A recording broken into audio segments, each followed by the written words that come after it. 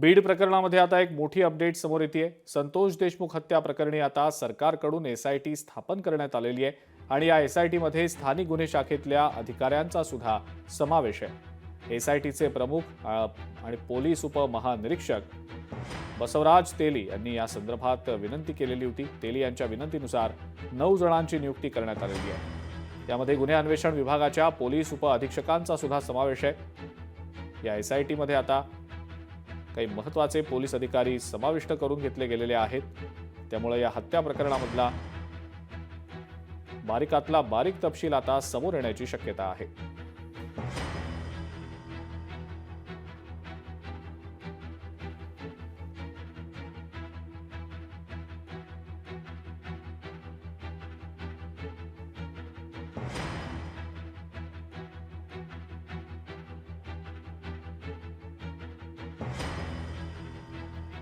आणि याच संदर्भात आपण आता प्रतिक्रिया जाणून घेणार आहोत। आपल्या सोबत सध्या विजय वडेट्टीवार फोन लाईनवरनं जोडले गेलेले आहेत। वडेट्टीवार साहेब, आपलं स्वागत लोकशाही मराठीमध्ये।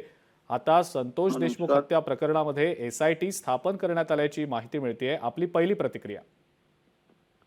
ती मागणी आम्ही हाऊसमध्ये पण अनेक लोकांनी केली, आम्ही पण केली की एसआयटी स्थापन करा। फास्ट ट्रॅकवर या विषयाला हे प्रकरण फास्ट ट्रॅक कोर्टातच चालवलं गेलं पाहिजे। जो अमानुषपणा दाखवलाय आणि बीडचा बिहार करून ठेवलाय त्याला कोणीही सुटता कामा नये, तो कोणी असू दे। आणि हे जर सरकार करत असेल तर सरकारची इज्जत इबरत राहील। केवळ बोलाची कडी बोलाचा भात म्हणून ते दाखवण्यात आणि सोंग करण्यात काही अर्थ नाही। बिहारचा क्राईम पूर्णतः मुळापासून उखडावं लागेल तर तो थांबेल। म्हणजे चाणक्य म्हणतात तसं की म्हणजे आग लागल्यानंतर विझवताना एक तिनका सुद्धा सुटू नये, पुन्हा ती आग तशीच होईल। त्या पद्धतीनंच हे प्रकरण हाताळण्याची आवश्यकता आहे।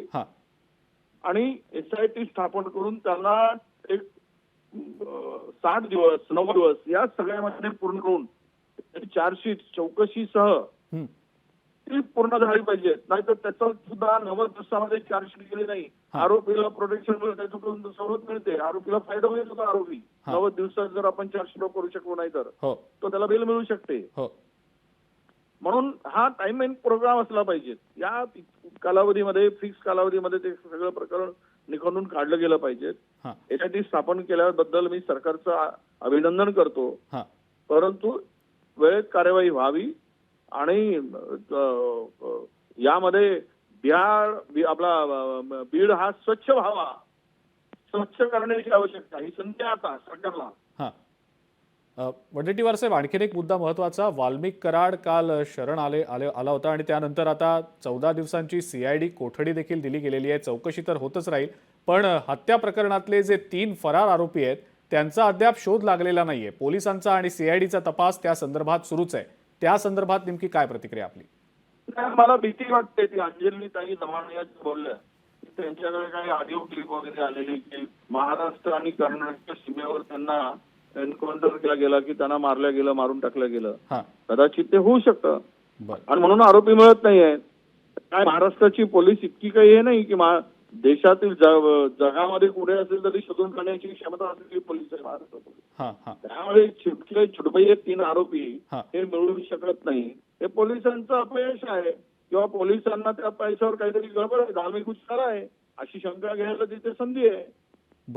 वडेट्टीवार साहेब, आज मस्साजोग मधले जे ग्रामस्थ होते ते संतप्त झाले होते, त्यांनी जलसमाधी आंदोलन देखील केलेलं होतं। मात्र पोलीस अधीक्षकांनी मध्यस्थी केली, त्यांना आश्वस्त केलं की उरलेले जे आरोपी आहेत त्यांना आम्ही तातडीनं पकडू। तेव्हा कुठे हे आंदोलन मागे घेतलं गेलं, या संदर्भात नेमकी आपली काय प्रतिक्रिया आहे? नाही, खरं तर तो उद्रेक होऊच द्यायला नको। किती दिवस झाले त्या प्रकरणाला? आज 23-24 दिवस होत आहे, 22 दिवस पूर्ण झाले, आजचा 23वा दिवस आहे सगळ्या घटना घडून। आणि मोकाटपणे आरोपी सगळे बाहेर फिरत आहेत, ते पकडले जात नाही। आणि 22 दिवस पोलिसांना न देता आरोपी पुण्यात येतो आणि सरेंडर होतो, याच्याशी धागेदोरे आहेत म्हणजे वाल्मिक कराडांशी। तर हे सगळ्या प्रकरणामध्ये लोकांचा उद्रेक, संताप, राग हा महाउद्रेकामध्ये किंवा याच्यातून मोठा एक सरकार हाताळू शकणार नाही अशा प्रकारचे लोकांची भावना आणि चीड तयार होते। त्यामुळे वेळीच आता जरी पोलीस अधीक्षकांनी ते संपवण्याचं मागे येण्याची विनंती केली असेल लक्ष घालण्याचं, हा. परंतु यामध्ये या सगळ्या संतोष देशमुखांच्या प्रकरणामध्ये पोलिसांची चूक होती, पोलिसांनी मान्य करायला पाहिजे. आणि पोलीस खात्यातील काही पोलीस यामध्ये आरोपीला पाठीशी घालतायत ते सुद्धा पोलीस अधीक्षकांनी शोधले पाहिजे. हा हा आणि वडेट्टीवार साहेब, आणखीन एक मुद्दा, तो म्हणजे सुरेश धस जे भाजपचे आमदार आहेत ते सातत्यानं असं म्हणतायत की आकाची पण चौकशी झाली पाहिजे, तो पण छडा एक लागला गेला पाहिजे. काय नेमकं त्यांना म्हणायचंय, आपल्याला नेमकं काय वाटतं? नाही, मला असं वाटतं की कोणी असो, तिथे कोणाला जात, मी पहिल्यांदाच म्हणालो, इथे जात किंवा हे पक्ष आणण्याची काही गरज नाही. पुढे इथे कोणत्या जातीवर हे विषय जाता कामा नये. क्रिमिनलला आणि अशा गुन्हेगारी प्रवृत्तीच्या लोकांना, अवैध धन वसुली करणाऱ्यांना, त्यांना काही कशाची चिंता नसते, जातीची नसते, पातीची नसते, कोणत्या समाजाची नसते, काही देणं घेणं नसतं. हे पांढर पेशे हे नेहमी समाजाला उद्ध्वस्तच करण्याचं पाप करणारी मंडळी आहे. त्यामुळे या सगळ्या ह्या प्रकरणामध्ये ह्याचे धागेदोरे जिथपर्यंत जातील तिथपर्यंत शोधले पाहिजे. आका असो किंवा आकाचा पुन्हा कोणी वरचा बाका असो, सगळ्यांना शोधून काढून खोलवर जाऊन शोधलं पाहिजे. कोणीही सुटता कामा नये. ज्याचा यामध्ये डायरेक्ट इनडायरेक्ट तो बीडचा पूर्ण जो काही आताची परिस्थिती बीडची करून ठेवली, आणि इथे प्रकरण येतील आपल्याला सांगतो की छोट्या छोट्या मुलींना उचलून नेऊन त्यांच्यावर बलात्कार केला गेलेला आहे. एक नाही 4 लोकांनी, एकाने दुसऱ्याला दिलं, त्यांनी वापरल्यानंतर खालची मंडळी मोठमोठ्या वरच्या लोकांनी वापरला आणि खालच्या माणसांनी तो म्हणता पोरींचं आयुष्य उद्ध्वस्त केलंय. अनेकांनी आत्महत्या केल्या. काय केलंय तर त्यांच्या पोरींचं शोषण झालं म्हणून केलेलं आहे. हे कळेल येणाऱ्या काळामध्ये. हे तिथे काय सत्ताधारी पक्षाचे जे सत्तेत बसलेत त्यांचे पण कार्यकर्ते आणि त्यांच्या पण कार्यकर्त्यांच्या मुलीशी अवैध व्यवहार झालेले आहेत. हे पुढे येईल. पण ह्याच्यामध्ये जर हिंमत पोलिसांनी दाखवली तर होईल. ठीक आहे. पोलिसांची हिंमत कितपत आहे या सगळ्या प्रकरणामध्ये, आणि पोलिसांबरोबर राजकीय इच्छाशक्ती काय आहे नेमकी या राज्यातील राज्यकर्त्यांची, सत्ताधाऱ्यांची, की हे पूर्ण बीडला स्वच्छ करायचं आहे की बीड मधला काही बिहार राहू द्यायचा आहे, हे ठरवायचं काम त्यांचं आहे, सत्ताधाऱ्यांचं आहे. त्यांनी जर ठरवलंच तर उद्या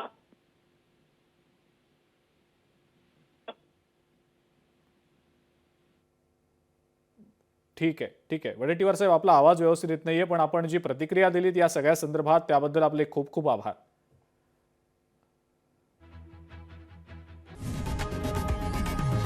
लोकशाही मराठी ऐका, पहा, जागरूक रहा.